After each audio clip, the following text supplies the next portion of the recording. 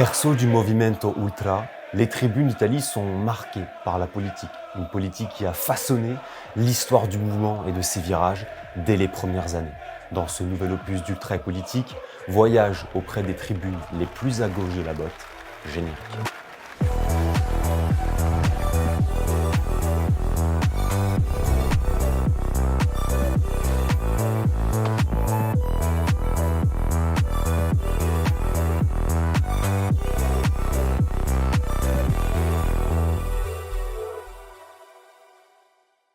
Bonjour à toutes et à tous et bienvenue sur l'Arena pour une nouvelle vidéo. Aujourd'hui, je vous propose un nouvel opus d'ultra politique, un focus sur les ultras les plus à gauche d'Italie, un sujet plus large que d'habitude, pas focalisé uniquement sur un seul club. Vous retrouverez tous les précédents épisodes de la playlist en description, avec notamment tous les épisodes déjà réalisés sur des groupes du même bord, 5 Poli, Green Brigade, Ultra Inferno, Gara Blanca, Gate 4, Original 21, etc. Avant qu'on commence cette vidéo, merci pour votre soutien régulier. N'hésitez pas à mettre un pouce bleu, un commentaire pour le référencement et à vous abonner en activant la cloche pour ne manquer aucune nouvelle vidéo sur l'Arena, que vous découvriez la chaîne ou que vous regardiez sans être abonné. C'est le meilleur moyen pour me soutenir et pour me permettre de vous produire du contenu en totale indépendance.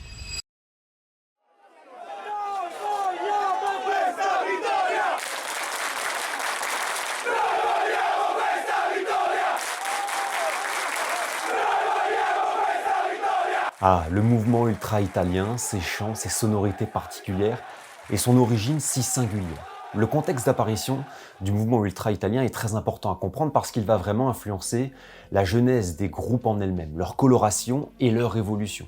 Les années 1970, qui sont celles de l'émergence et de la fondation de dizaines de groupes ultra dans tout le pays, sont aussi les anni di piombo, les années de plomb en Italie, des années de terreur politique extrême marquées par les luttes armées et le terrorisme brun d'ordre nouveau et le terrorisme rouge des brigades rouges. C'est dans ce contexte que naissent les ultras en Italie et ça va forcément avoir une incidence sur leur développement et leur politisation, qui puisait dans un mode de supporterisme qui se veut radical par nature. La tribune devient un exutoire, un lieu de rencontre, de sociabilisation et de partage d'idées. Ça va créer une sorte de polarisation très forte, parfois même au sein d'un club. L'exemple dont on avait parlé lors de la vidéo sur la Curva Sud de l'AS Roma, c'est la fondation des Fedain et des Boys la même année en 1972. Les Boys naissent très à droite politiquement, quand les Fedain, eux, sont très à gauche. Ils sont fondés par Roberto Rulli, issu du quartier du Quadrao à Rome, qui avait une vraie conscience sociétale et sociale. Pour certains, il était d'ailleurs communiste. C'est un exemple parmi d'autres qui montre cette dualité idéologique. Ce qui m'a notamment donné l'idée de réaliser cette vidéo, c'est la perception du grand public, pas forcément familier des tribunes italiennes, sur le football italien. Chants racistes, cris de singe, saluts fascistes sont les scandales souvent médiatisés dans la presse et sont régulièrement les termes que le grand public utilise pour caractériser les supporters en Italie. C'est vrai pour certains exemples, mais c'est aussi très réducteur. Il paraît évident que cette réputation provienne évidemment des faits, mais aussi de l'histoire politique italienne.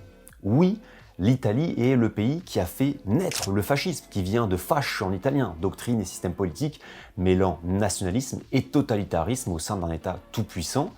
Mais l'Italie est aussi le pays de l'antifascisme. Vous avez peut-être déjà entendu des manifestants, étudiants ou autres chanter le slogan « Siamo tutti antifascisti ». Vous l'entendez, c'est pas du tagalog, c'est pas du slovaque, c'est de l'italien. Parce que le mouvement antifasciste puise ses racines de l'Italie. Et parce que le mouvement antifa italien, issu entre autres de la résistance italienne pendant la Seconde Guerre mondiale, emmené par les partisans, est historiquement très puissant. Aujourd'hui, dans les courvées d'Italie, et à l'image de la polarisation du mouvement ultra années 1970-1980, les héritages politiques et idéologiques restent toujours bien présents. Et c'est donc l'objectif de cette vidéo. Nous allons faire une sorte de tour d'horizon, voir quels sont aujourd'hui et historiquement les virages les plus à gauche d'Italie. Commençons par le club de Cosenza Calcio, club calabré, un modeste club de série C qui a connu des grandes heures dans son mouvement ultra dans les années 80 avec les groupes Boys, Fedain ou encore les Nuclei Sconvolti apparus en 1983 et qui seront un des groupes majeurs et historiques du paysage ultra du club. Aujourd'hui, la scène ultra a plutôt évolué, certains groupes ont disparu, d'autres sont apparus, mais la ligne idéologique et politique est restée globalement très fidèle. Depuis leur apparition, les ultras de Cosenza sont marqués par leur antifascisme, leurs valeurs antiracistes, sociales et à gauche. L'un des groupes étendard, entre autres, parce qu'il y a plusieurs groupes au sein de la Curva Nord Catena, c'est le groupe Anni Ottanta, un groupe central, celui qui a la grande bâche dans la Curva Nord, un groupe ouvertement antifasciste qui a par exemple réalisé il y a quelques saisons la banderole 25 aprile sempre, 25 avril pour toujours. Le 25 avril, c'est un jour férié en Italie, c'est le jour de la libération nationale, la chute du régime fasciste et la libération du pays suite à l'occupation nazie. C'est une date que tous les groupes ultra-antifascistes du pays célèbrent. On le voit sur cette image des ultras de Cosenza donc, où l'on distingue d'ailleurs, vous le voyez, le drapeau du mouvement Antifa apparu dans les années 30 par le mouvement antifasciste communiste allemand. On remarque également que sur leur bâche, il y a une feuille de cannabis qu'on retrouve sur des bâches d'autres groupes du club et dans d'autres tifoseries d'Italie. Alors ça peut vous paraître anodin, mais c'est un des emblèmes du mouvement ultra à gauche en Italie. Beaucoup de groupes de ce bord abordent en tribune la feuille de marijuana, un peu comme la figure de Cochise ou le drapeau de la Jamaïque, qui sont utilisés comme des allégories de la liberté et de l'idéal ultra. Mentionnons aussi l'Armata Abruzzi en 1992, un groupe important du mouvement ultra de Cosenza, et ancré lui aussi à gauche, stand antifasciste, drapeau basque et yougoslave, connus pour leur héritage antifasciste, présence d'une étoile dans le logo lié à l'héritage communiste, drapeau italien des Brigate Garibaldi, résistants communistes pendant la Seconde Guerre mondiale, l'Armata utilise un narratif et des symboles indissociables des groupes ultra de gauche dans la botte et en Europe. Il est également très actif en ce qui concerne les causes sociales. En février 2024, le groupe sort en déplacement une banderole 2024 si muore di fame e di lavoro, basta. En 2024, on meurt de faim et à cause du travail, stop. Une référence à un grave accident du travail qui a eu lieu à Florence quelques jours auparavant, où plusieurs ouvriers sont décédés suite à un effondrement sur un chantier. C'est le genre de message que peuvent porter les fans de Cosenza. D'autres causes ont également été visibles ces dernières années. Les ultras de la Curva Sud à Cosenza, parce qu'il y a deux courvées à Cosenza, avaient fait un appel au boycott du Mondial 2022 au Qatar, entaché de graves scandales humains. On peut également parler de l'accueil des réfugiés, comme on peut le lire sur cette banderole Welcome Refugees, déployée lors d'un tournoi de foot organisé par les ultras et auquel ont participé des équipes de réfugiés. Vous noterez enfin une forte présence de drapeaux palestiniens dans le virage de Cosenza, présent depuis quelques années, et là aussi très visible dans certains virages italiens. Passons ensuite à un des seuls clubs de Serie A de cette vidéo. Pour combien de temps, je ne sais pas, parce qu'il est possible que le club redescende cette année. C'est le Pisa Sporting Club, l'actuelle lanterne rouge de Serie A au moment où je m'enregistre. Pisa a retrouvé pour cette édition 2025-2026 l'élite du football italien pour la première fois depuis 34 ans, l'occasion de revoir un peu plus la Curva Nord et ses revendications. L'un des groupes majeurs de la Curva Nord, ce sont les Rangers, apparus en 1979, un des groupes les plus mythiques du paysage ultra de Pise et un groupe très ancré à gauche. Vous le voyez, le groupe adopte comme emblème la figure de Che Guevara et de nombreux drapeaux cubains flottent en tribune. C'est pas parce qu'il y a une forte communauté cubaine à Pise ou au sein de cette tribune, c'est évidemment pour le symbole de la révolution cubaine des années 50. La figure du Che, médecin et révolutionnaire marxiste qui a dirigé la révolution à Cuba, chassant le dictateur Batista, est une figure hyper présente dans le mouvement ultra de gauche en Italie. Sa figure est absolument partout et c'est pourquoi il était essentiel de le mettre sur la miniature de la vidéo. Beaucoup de groupes dans cette vidéo utilisent le Che comme emblème ou comme symbole. Pour ces groupes, comme les Rangers à Pise, le Che va être vu comme une figure de liberté, de lutte politique, de contestation, de mode de vie, style et des vita. Bref, que des termes qui sont intimement liés à l'essence ultra et au mouvement. À Pisa donc, beaucoup de messages politiques, d'abord d'ordre international. La cause palestinienne est très importante et très présente. On le voit par exemple sur cette animation. Ils ont également réalisé une banderole pour soutenir les étudiants pisani qui ont manifesté pour la cause palestinienne. On ne réprime pas un idéal de liberté aux côtés des étudiants qui ont manifesté, dixit la banderole. Début 2026, dans un contexte international très tendu, les ultras de Pise ont sorti une banderole à la suite de la capture de Maduro par les États-Unis. Trump, criminel de guerre, bat les pattes de l'Amérique latine. Une prise de position qu'on pourrait caractériser d'anti-impérialiste, qui rappelle aussi une forme de pacifisme qu'on avait pu voir quelques semaines après l'invasion russe de l'Ukraine en février 2022. Les Rangers avaient déployé les mots « ni avec Poutine, ni avec Azov, ni avec l'OTAN, stop aux guerres ». Enfin, on peut parler de cette banderole faite fin 2022 pour soutenir les femmes iraniennes avec leur opposition au régime, avec un hommage aux 2 Iraniennes tuées et les mots du mouvement « Femmes, vie et liberté ». toujours évidemment très actuelle. Au niveau interne, italien, au niveau social et politique, les ultras à Pisa sont aussi très au fait de l'actualité. Banderole contre le décret sécurité, le DDL 1660 du gouvernement de Giorgia Meloni. Votre sécurité se nomme la répression. Banderole sur, je cite, l'impunité patronale à la suite de personnes décédées sur leur lieu de travail. Ça fait écho à la banderole des ultras de Cosenza. Banderole à la suite du naufrage d'un navire en Calabre en 2023 qui transportait des migrants et qui tentait d'accoster sur les côtes italiennes. Stop aux morts dans la Méditerranée. Banderole contre les violences faites aux femmes et les féminicides à la suite de la mort de Giulia Cecchettin, un meurtre qui a choqué toute l'Italie. Bref, vous voyez, à Pisa, les ultras embrassent un large éventail de sujets par des banderoles et des prises de position. La Toscane étant historiquement très ancrée à gauche, Pise est un des étendards de cette coloration. On file à Vérone ensuite, une ville absolument merveilleuse au niveau architectural et culturel, et une ville très marquée calcio, très importante dans le mouvement ultra-italien, avec beaucoup de courants et d'opposition. Le côté Hellas Verona, dont les ultras sont historiquement marqués par l'extrême droite et le néofascisme, la tendance apolitique du North Side du Chievo Verona, et les ultras à gauche et Antifa du Virtus Verona, un petit club qui est dans le bas du classement de série C. C'est une mobilisation qui est assez embryonnaire, qui est bien moins importante que les deux précédentes, mais qui est totalement unique à Vérone, dans une ville où la droite a toujours été importante, où le parti d'extrême droite de Salvini, la Ligue du Nord, a beaucoup prospéré. Entre 2006 et 2015, il y avait un groupe qui s'appelait VF, Virtus Fans, un petit groupe se revendiquant 100% antifasciste. Lui aussi avait comme emblème le Che. On voit également sur cette photo les liens tissés par ce groupe avec d'autres ultras en Europe ou en Italie. Voilà par exemple sur ce sticker le credo que le groupe Virtus Fans défendait contre le racisme, le fascisme, le sexisme et l'homophobie. Le drapeau LGBT par exemple flottait régulièrement au sein de ce groupe. Il s'est autodissous à l'été 2015 et des anciens des VF ont fondé la Roue de Firme 1921, un petit groupe qui reste axé sur la même ligne antifasciste et antiraciste et qui a par exemple des liens avec le Commando Ultra à Marseille.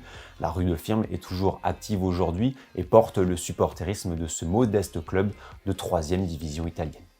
L'Atalanta est également un exemple très intéressant à analyser. Intéressant parce que c'est l'exemple de la complexité du mouvement ultra, des divisions qui peuvent apparaître au sein de groupes d'un même club et de l'évolution d'une tifoseria au fil des années. Historiquement, si on part du début, les tribunes de l'Atalanta sont marquées à gauche. 1976, naissance des Brigate Nero-Azzurre et les BNA, un groupe dans les années 70 à tendance gauche, extrême gauche. Tous, évidemment, sont antifascistes. Beaucoup d'ultras des BNA étaient d'ailleurs engagés dans des mouvements locaux antifa.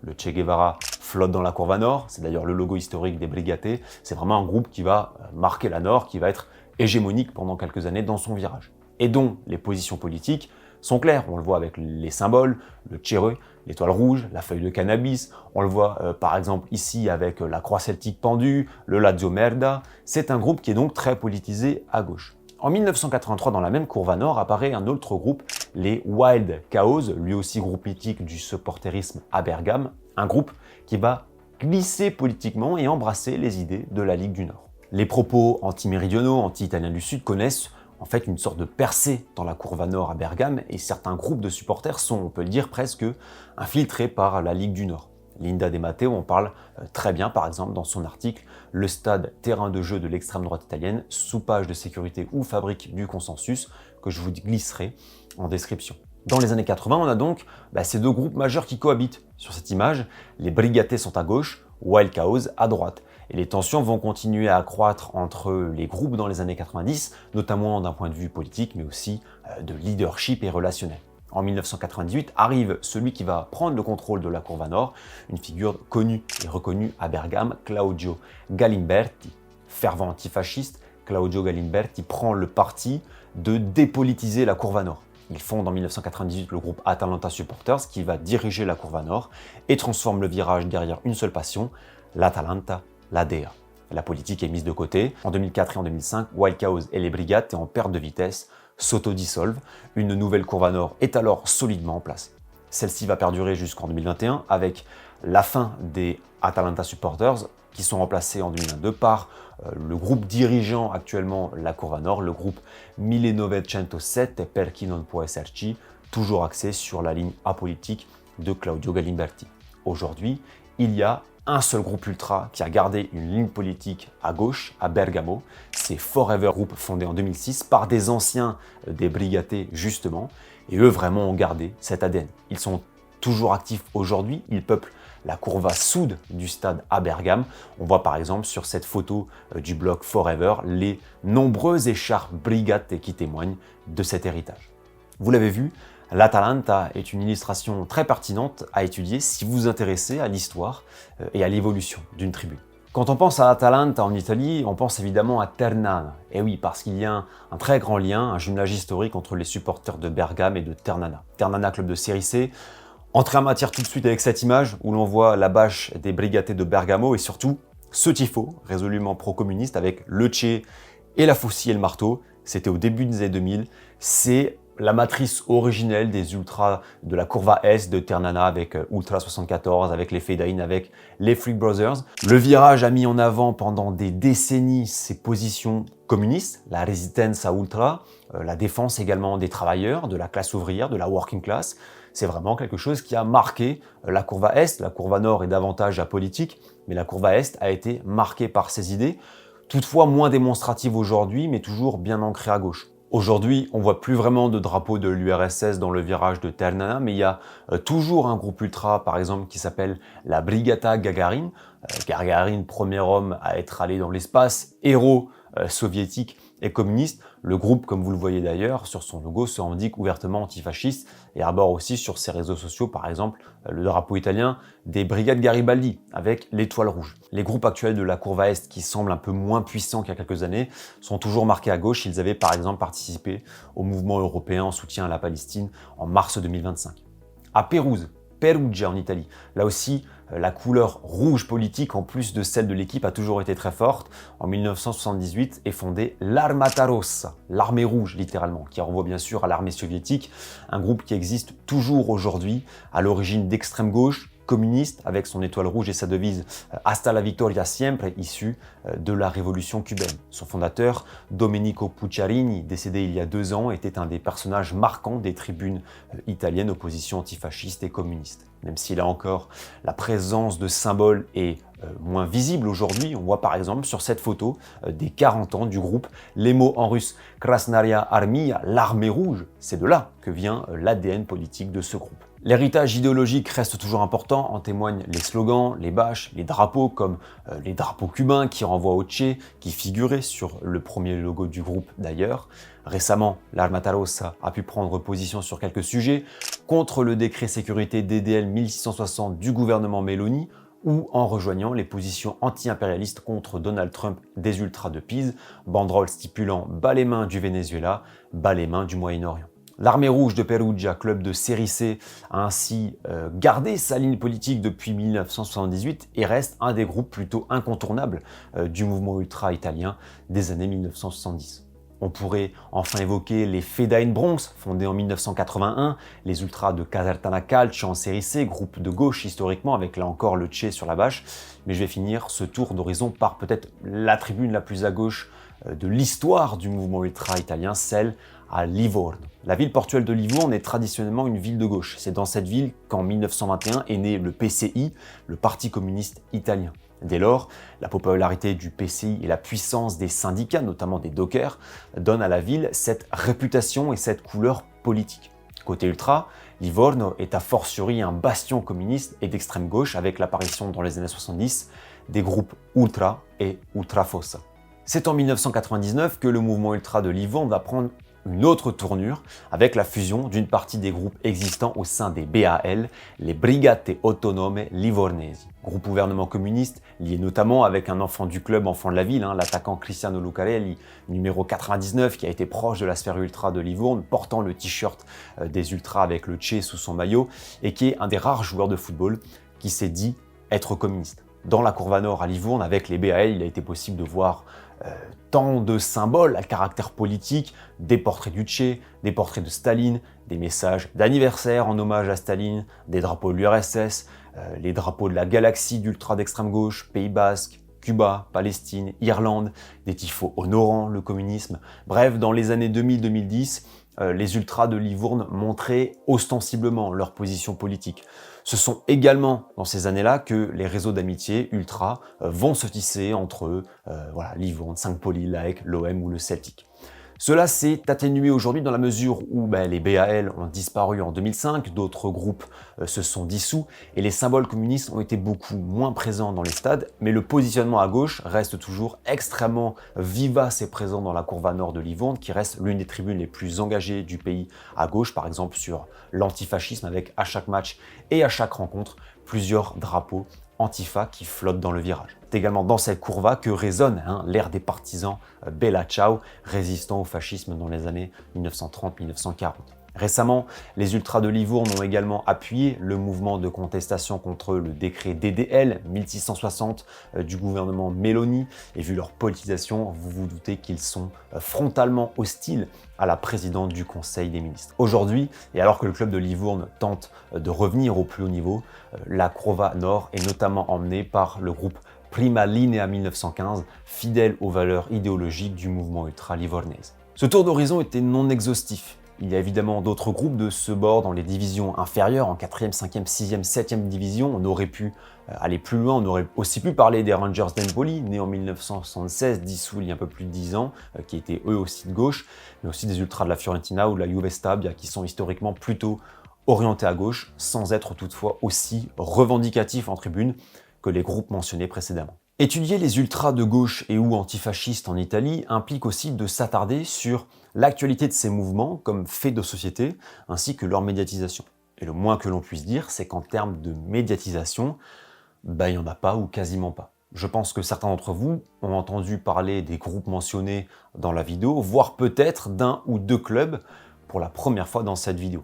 Je vous mets au défi de me citer au moins un joueur qui évolue dans chaque club mentionné. Bon courage! Et oui, on a quasiment exclusivement parlé de clubs de série C, déjà que la Serie A est malheureusement sous-médiatisée en France, alors la série C, donc vous le voyez, les résultats sportifs et les situations économiques sportives de ces clubs comme Livourne, qui ont connu des faillites, ne facilitent pas la médiatisation de ces virages italiens. Et puis, en termes d'analyse historico-politico-sociale italienne, il y a une réalité qui est évidente. Les partis de gauche sont plutôt en déclin en Italie. Et surtout, celui qui a influencé certains virages italiens des années 1970 n'existe plus.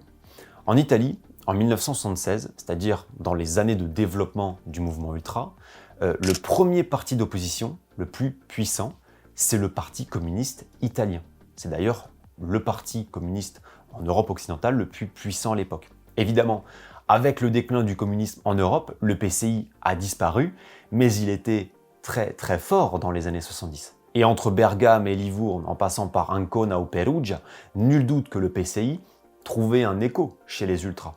N'oublions pas non plus que pour les ultras qui se définissaient comme Antifa dans les années 70-80, il y avait très souvent un lien avec le communisme, parce que le mouvement Antifa tire ses origines du communisme et des mouvements de résistance communiste avant ou pendant la Seconde Guerre mondiale. Enfin, on remarque aussi un effacement progressif, une sorte de déclin du mouvement ultra de gauche en Italie.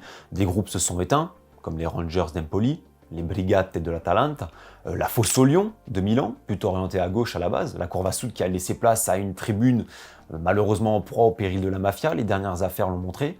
Dans d'autres cas, la politisation à gauche s'érode, comme à Bergame on l'a vu, à Rome avec les Fedaïn, devenus Gruppo Quadraro, complètement vidés de leur sens politiquement par rapport à leur naissance en 1972, ou alors à Ancona où la Curva Nord a depuis quelques années souligné son apolitisme, alors que c'était une tribune très réputée, comme on le voit sur ses stickers, pour ses convictions et positions politiques. Alors attention, disclaimer, quand je dis ça, ça ne veut pas dire que je milite personnellement pour une ultra-politisation des tribunes, mais je dresse juste le constat qui est factuel et implacable, que certaines tribunes italiennes historiquement à gauche se sont tournées vers l'apolitisme, vers le soutien seul et unique envers leur club et leur équipe. Et c'est un sujet à débat, on le sait. Certains considèrent qu'il doit nécessairement y avoir de la politique dans les tribunes et dans les stades, d'autres absolument pas, et qu'on doit uniquement se tourner vers le soutien envers le club. On peut ajouter à ça les ultras à Modena ou à Bologne qui, sur les 15-20 dernières années, ont connu un basculement progressif de la gauche à l'apolitisme en tribune. Pour conclure cette vidéo, on voit bien que le mouvement ultra-italien est beaucoup plus complexe et polarisé qu'il ne l'est souvent présenté et décrit. L'histoire politique et sociale de l'Italie et de ses partis politiques se ressent intimement dans ses stades écourvés et au sein des groupes ultras. N'hésitez pas à partager vos compléments et connaissances en commentaire pour compléter évidemment mes propos. La vidéo touche à sa fin les amis, un grand merci de l'avoir suivi, j'espère qu'elle vous aura plu. Si c'est le cas, n'hésitez pas à liker cette vidéo, mettre un petit pouce et à vous abonner en cliquant sur la cloche pour le soutien. Merci du fond du cœur. Je vous glisserai également des sources et des compléments en description si vous souhaitez compléter et en apprendre un peu plus sur le sujet, un sujet passionnant à étudier. C'est tout pour moi les amis pour aujourd'hui. Je vous donne rendez-vous bientôt pour la suite des aventures sur l'Arena. D'ici là, bonne semaine à toutes et à tous, prenez soin de vous et surtout, profitez des vôtres. Ciao.